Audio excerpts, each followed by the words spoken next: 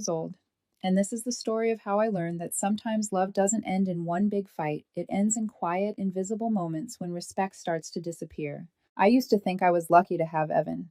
He had that kind of restless energy that drew people in. He could walk into a room and make everyone feel like they'd known him forever. I met him at a tiny coffee shop near my office. He was joking with the barista, talking too loud, spilling sugar everywhere, and yet somehow he made it charming. I laughed even when I shouldn't have. That was Evan chaos that felt like sunlight. For the first 2 years, things were easy. He'd show up at my office with flowers, we'd take long weekend trips, and he'd talk about how he'd never met anyone who made him want to slow down. He said I was his calm. I believed him. When he proposed, I cried so hard I couldn't even say yes right away. We moved into a small apartment outside the city, a place with creaky floors and too many windows. I thought it was perfect. I worked in marketing. He was freelancing in design, so his schedule was unpredictable. I didn't mind covering most of the bills. I liked taking care of him. I thought that's what love meant, showing up when the other person's world was still trying to find shape. But around the time he turned 28, something shifted. It started with small things. He'd say, "You never want to go out anymore," or "You've gotten so serious, Lena." He began spending more nights with his new friends, people he'd met through a local art studio. They were younger, louder, always chasing the next thrill. At first, I tried to keep up. I planned surprise dates, weekend hikes, even bought tickets to a music festival just to remind him that I wasn't boring. He smiled, said, "You're trying too hard." That one hurt more than he realized. Then came the nights he wouldn't come home until 3 in the morning. Lost track of time, he'd mumble, smelling like beer and someone else's perfume. I told myself not to overthink. I told myself this was just a phase. But deep down, I felt it, the slow, steady leak of respect. One evening, he came home and said, "Let's do something spontaneous." I asked what he meant. "Let's go clubbing, with my friends." I hesitated. I hadn't been to a club in years. "You know I don't really like that scene," I said gently. He grinned. "Exactly. That's why you should come. You've gotten predictable." Predictable. It stung more than he probably intended, so I said yes. The night before, he showed me the outfit. He'd picked out a silk shirt, half unbuttoned jeans, too tight for comfort. "What do you think?" he asked, spinning in front of the mirror. "It's a lot," I said honestly. He smirked. "That's the point." That's when I realized something painful. I wasn't the woman he wanted anymore. I was the mirror he was trying to break to feel young again. Still, I went. Because part of me wanted to believe the man who once looked at me like I was his piece still existed somewhere inside the noise. The club was everything I remembered hating. Lights flashing like panic attacks. Music so loud it made your bones vibrate. People pressed together in a sweaty blur. Evan's friends waved. When they saw him, pulled him into hugs, handed him drinks. None of them even looked at me. He disappeared into their circle almost immediately. I sat at the bar, ordered a drink, and watched him come alive in a world that felt foreign to me. He laughed too loud, danced too close, moved like someone who didn't have a fiancé waiting just a few feet away. Then I saw it, the moment that snapped something in me. A woman leaned in close to say something, her hand brushing his arm. He didn't pull away, didn't even flinch, just smiled. I walked over, placed a hand on his shoulder, and said quietly, "Your drink's getting warm." He blinked, startled. "Relax, Lena. We're just talking." The woman stepped back, smirking. Evan turned away, already lost again in the beat. I went back to my seat and stared at my glass. I wasn't angry, not yet, just cold. It was like watching the last thread of something unravel in slow motion. A while later, he climbed onto the platform near the DJ booth, cheering, waving his drink, acting like a teenager at his first concert. His friends shouted his name. I walked over, touched his arm gently. "Evan," I said, "you're getting out of hand." He turned, face flushed with adrenaline. "Oh my God, don't start." "I'm not starting anything," I said, steady.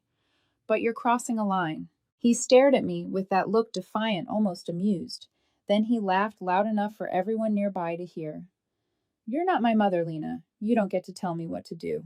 The world around us seemed to freeze. His friends went silent. Even the DJ turned his head. I didn't say a word.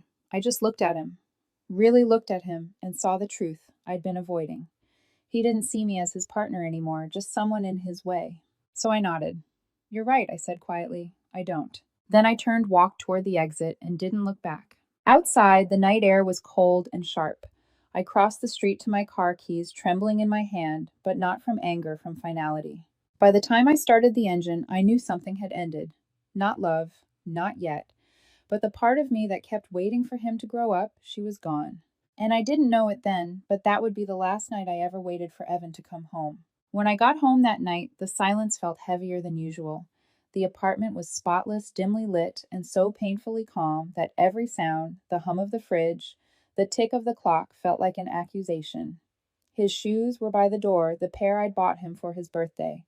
I stared at them for a long time before I finally exhaled. I wasn't shaking, I wasn't even crying, I just started moving. I pulled out boxes from the closet and began packing his things. Not like someone in a rage, but like someone cleaning up after a storm that had already passed. The loud kind of heartbreak had burned itself out weeks ago. What was left was quiet, methodical. I folded his shirts neatly, even the ones I hated, the ones that smelled like cigarettes and cologne. His sketchbooks, his camera, the random gadgets he never used but refused to throw away, they all went into boxes. When I reached our bedroom, I stopped at the dresser. On top was the small framed photo from our trip to the coast the day he proposed. We looked so young in it. I was squinting against the sun, his arm around me, both of us laughing. I ran a thumb across the glass, then placed it gently face down. In the top drawer was the ring box. I took it out, opened it for the first time since that night, and placed it on the counter beside a notepad. I didn't even have to think about what to write. You're right, I'm not your mother, but I'm also not your safety net. No anger, no bitterness, just truth. By the time I finished, it was almost dawn. I stacked the boxes by the door, took one last look around, and went to bed. I woke up to the sound of the lock turning. 5:10 a.m. He still had his key. The door creaked open, followed by the uneven rhythm of his steps. Heels clacked, then stumbled. He muttered something under his breath.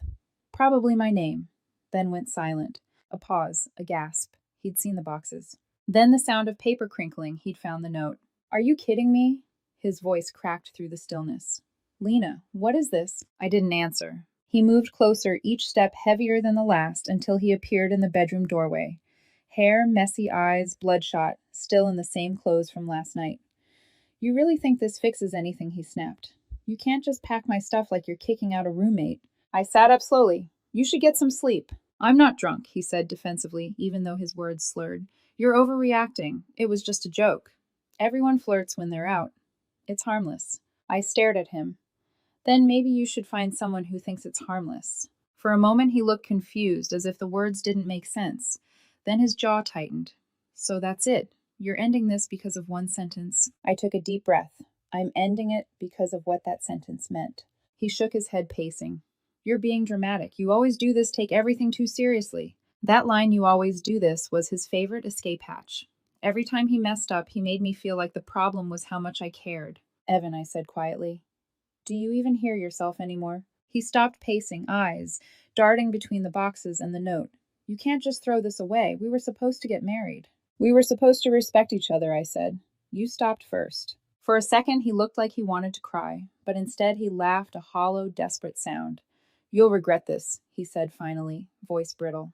Maybe, I whispered, but not tonight.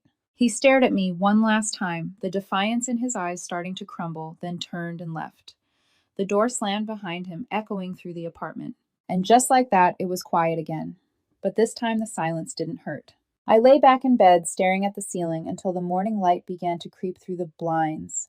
For the first time in years, the air felt clean, like the dust had finally settled. Outside, a new day was starting.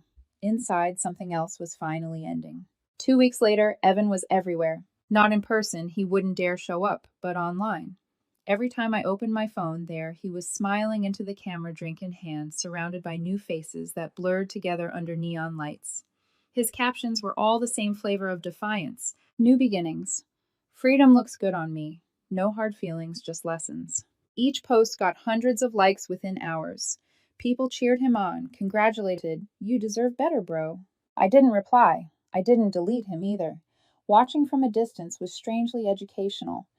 It taught me how people rewrite history when they need to feel innocent. Then one night, a clip started circulating. Someone had filmed it at that same club. The music was deafening, but his voice cut right through it. You're not my mother. Lena, you don't get to control me. He was standing on a table, laughing as people around him whooped and recorded. I watched the clip twice, then locked my phone. I didn't cry. I didn't even feel embarrassed. I just sat there in the dark, realizing something important. He wasn't trying to forget me. He was trying to convince everyone else that he already had. The internet is cruel in its consistency. It loves a downfall as much as it loves a glow up. With it, people joked about his therapy through TikTok. Memes appeared mocking his speech, twisting his quotes.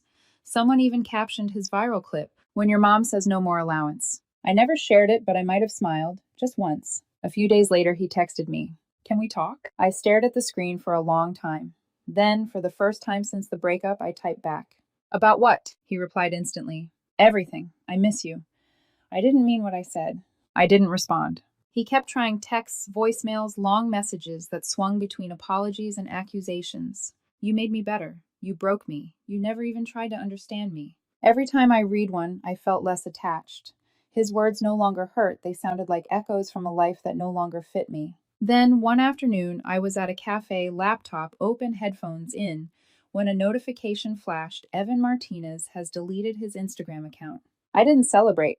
I just closed my laptop, ordered another coffee, and let the quiet sink in. Maybe for him, the silence was punishment. For me, it was peace. That night, I journaled a single sentence. Some people need to lose their audience to finally hear themselves. And when I put the pen down, I realized I hadn't thought about him in hours.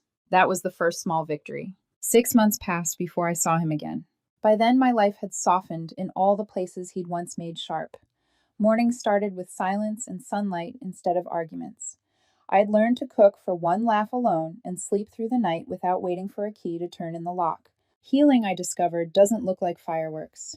It looks like folding laundry without crying over the extra space in the drawer. Then one evening I got an email. No subject line, just his name. "I owe you an apology. Can we meet?" I hesitated for 2 days before replying. Not because I wanted closure, I'd already found it, but because I wanted to see who he'd become. We met at the same cafe where I used to wait for him after work, the one with chipped tables and burnt coffee. I arrived early, sat near the window, and almost didn't recognize him when he walked in. Evan looked smaller, not physically, but in presence. His confidence had deflated into something quieter, almost humble. He smiled, tentative, like a man entering a memory he no longer owned. "Hey," he said softly. "Hey," I answered. For a moment, we just stared. The silence between us wasn't tense anymore, it was just space. He finally exhaled. "You look good." "So do you," I lied politely. He laughed under his breath. "You don't have to be nice." We both smiled, and for the first time in years, I saw a glimpse of the boy I used to love, the one before the pride, before the noise. He looked down, twisting the coffee cup in his hands. "I messed up. I know that. I've been in therapy. I've had time to think." I nodded but didn't interrupt. "I didn't understand what respect meant back then," he continued. "I thought love was just about passion. But I was wrong. You were trying to build something stable, and I was too busy chasing something loud." His voice trembled on that last word. I watched him for a while, then asked, "So why tell me now?" He met my eyes. "Because every time something good happens, I still think about how I ruined the one person who actually cared about me." The words should have made me feel vindicated, but instead they just made me tired. I took a sip of coffee, then said quietly, "I cared, yes. But that doesn't mean I was supposed to save you." He swallowed hard, nodding. "Do you ever think about us?" I smiled faintly. "I used to, but not anymore." He looked down again. That simple answer hit him harder than any insult ever could, because it wasn't anger, it was absence. We talked for a few more minutes, small things, safe things. When he finally stood to leave, he said, "I'm really glad you're happy." "I am," I said, and it was true. He paused by the door as if wanting to say more, then decided against it. The bell above the cafe door jingled softly as he walked out. I watched him cross the street, disappearing into the crowd. No drama, no tears, just a man fading from a story that no longer belonged to him. And as I finished my coffee, I realized something: forgiveness isn't about giving someone peace. It's about reclaiming your own. That night I wrote in my journal again, "Some ghosts don't haunt you. They just wait for you to notice you've outgrown them." And I slept better than I had in months. A year later, I walked down the aisle, not toward a dream, but toward a choice. The chapel was small sunlight spilling through stained glass, painting the floor in soft colors. There were no grand gestures, no orchestra, no drama, just a quiet hum of warmth, the kind that feels like home instead of fireworks. The man waiting for me wasn't perfect, but he was steady. When I laughed, he listened. When I cried, he stayed. With him, love didn't feel like walking on glass or waiting for the next apology. It just felt simple. Halfway down the aisle, I caught a glimpse of something or someone in the back row. Evan. He wasn't dressed for a wedding, just a plain shirt, sleeves rolled up to hands in his pockets. He looked older, tired, softer somehow. For a moment, our eyes met, and time folded in on itself all those sleepless nights, the tears, the silence compressed into one quiet second. He didn't smile, he didn't wave, he just nodded. A small, almost invisible gesture. I held his gaze for one breath, then turned back toward the man waiting for me. The ceremony blurred by vows, laughter, applause. When it ended, I stepped outside into the golden light, still half in a daze, and there he was, leaning against the old oak by the church gate. For a second, neither of us moved. You came, I said finally. He shrugged, didn't plan to, just wanted to see. I smiled, not unkindly. And what did you see? He hesitated, someone who really moved on. I looked at him for a long moment, then said softly, a long time ago. He nodded, jaw-tight eyes glistening, not from tears, just regret. The kind that sits quietly and doesn't ask to be forgiven anymore. I'm happy for you, he said, voice barely above a whisper. I know, I replied. And I hope you're happy too someday. For a second, he seemed like he might say something else. But then he just smiled, faintly, shoved his hands back into his pockets, and turned away. I watched him walk down the empty road until he disappeared around the corner. Then I turned back toward the laughter spilling from the church, my friends, my husband, my new beginning. As I stepped inside, a strange calm washed over me. The past wasn't chasing me anymore. It had simply stopped trying. In the end, I didn't need revenge. I didn't need justice. Peace was loud enough. And as I took my husband's hand and joined the celebration, one final thought crossed my mind, a quiet epilogue to everything we'd been. You don't always have to destroy someone to win. Sometimes living well